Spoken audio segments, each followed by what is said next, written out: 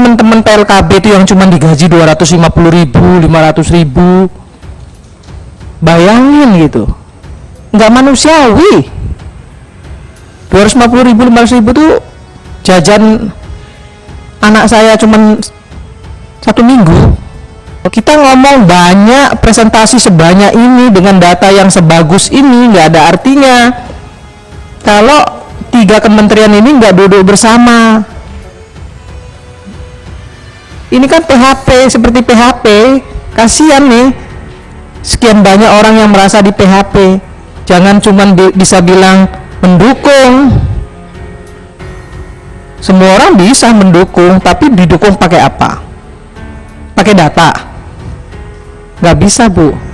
Terima kasih sudah klik video ini. Jangan lupa tekan tombol subscribe untuk bergabung. Dalam hitungan saya persilahkan kalian untuk tekan tombol subscribe.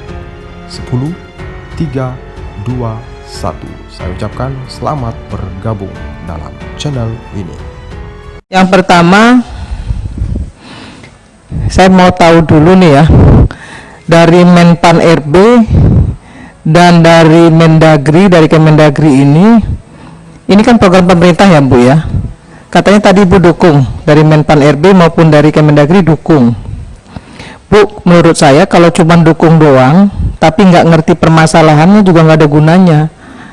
Kenapa saya bicara seperti ini? Karena kami sudah bicara dengan para bupati wali kota di daerah. Jadi gini Bu, tanpa persetujuan Kementerian Keuangan ini nggak bakal jalan karena duitnya nggak ada. Jadi Menpan RB mau bikin program sebagus apapun, Kemendagri memberikan persetujuan dukungan seperti apapun, menurut saya sia-sia kalau duitnya nggak ada, karena dana alokasi umumnya nggak ditambah. Makanya bupati, gubernur, bupati, wali kota di sana nggak berani ngambil tindakan apapun terkait masalah ini. Itu yang perlu didudukkan bersama menurut saya. Jadi Ibu lapor sama Mendagri, lapor juga sama Menpan RB, mesti ketemu dulu dengan Menq, duduk bareng-bareng. Ini mau diapain nih program ini? Jangan cuma ngasih PHP aja sama teman-teman yang sudah mendaftar.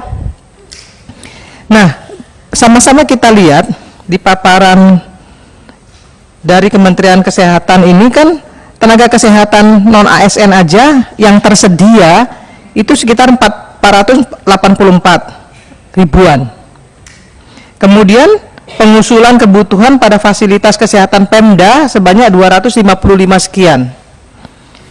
Formasi akhirnya ada 88370.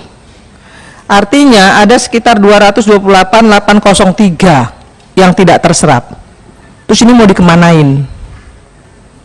Pertanyaannya itu mau dikemanain. Nah, kemudian juga yang terserap itu kriterianya seperti apa? Kok ada yang bisa diserap dan ada yang nggak bisa serap?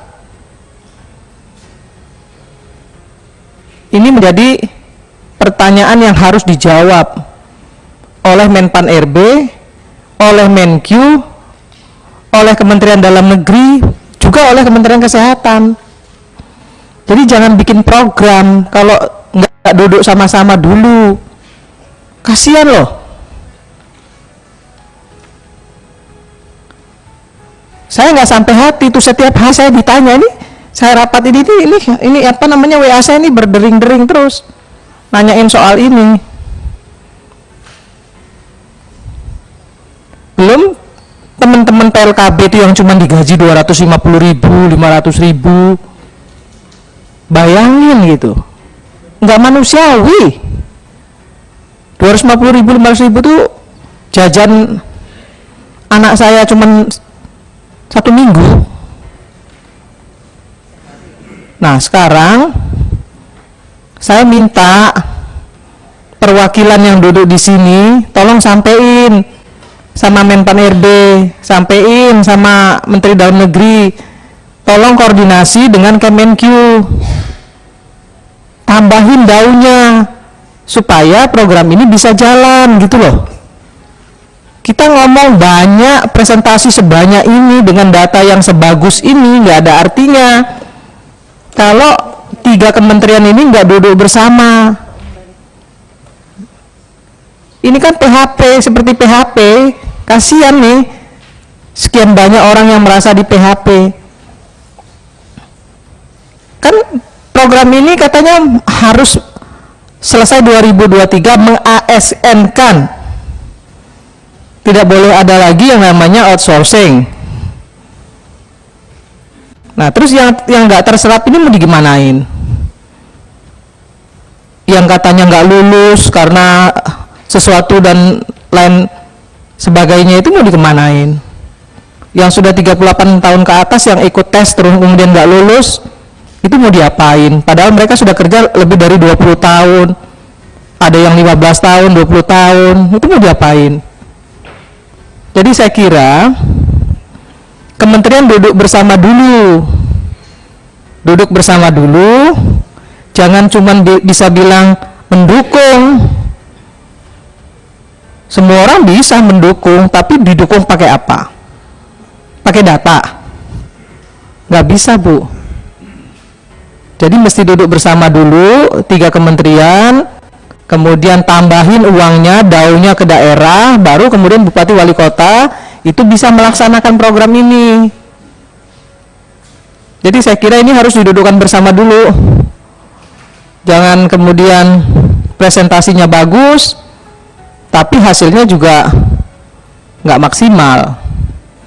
Ini penting bagi Menpan RB maupun Kementerian Dalam Negeri untuk bisa duduk bersama dengan Menkyu. Kalau harapannya waktu kami sempat ketemu Pak Deputi, sebetulnya ada namanya exit strategi. Exit strategi itu menghabiskan orang yang sudah telanjur bekerja di lapangan, itu dihabiskan dulu.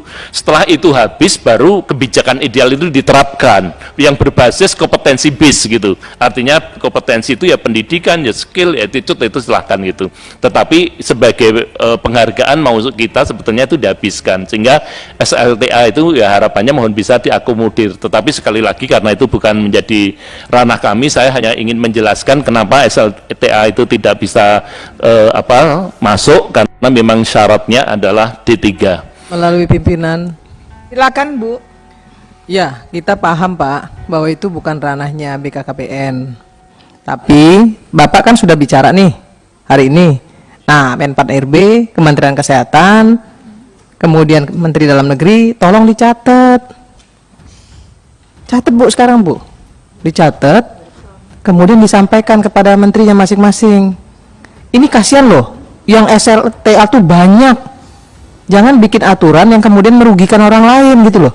Duduk dulu satu meja, makanya tadi saya bilang dari tadi, yang sudah kerja puluhan tahun dia tamat SLTA kan jadi nggak bisa. Padahal dia udah mengabdi puluhan tahun. Nah, yang begini-begini harus jadi perhatian. Tadi Pak Sestama udah menyampaikan. Kita nggak nyalain Pak, tidak mempersalahkan BKKBN dalam hal ini, kita tahu. Nah, tapi Pak, ini kan yang dirugikan teman-teman, ya, yang sudah mengabdi puluhan tahun, tamat SLTA, nggak bisa ikut. Kenapa? Karena regulasinya dibikin tidak bicara dulu dengan BKKBN. Masing-masing bikin regulasi sendiri-sendiri. Coba deh komunikasi dengan BKKBN sebelumnya. Pasti BKKBN akan memberikan informasi seperti ini, sehingga kemudian apa yang disampaikan BKKBN ini tidak diabaikan oleh Kementerian Dalam Negeri maupun Menpan RB, sehingga regulasinya tidak merugikan gitu loh. Terima kasih pimpinan.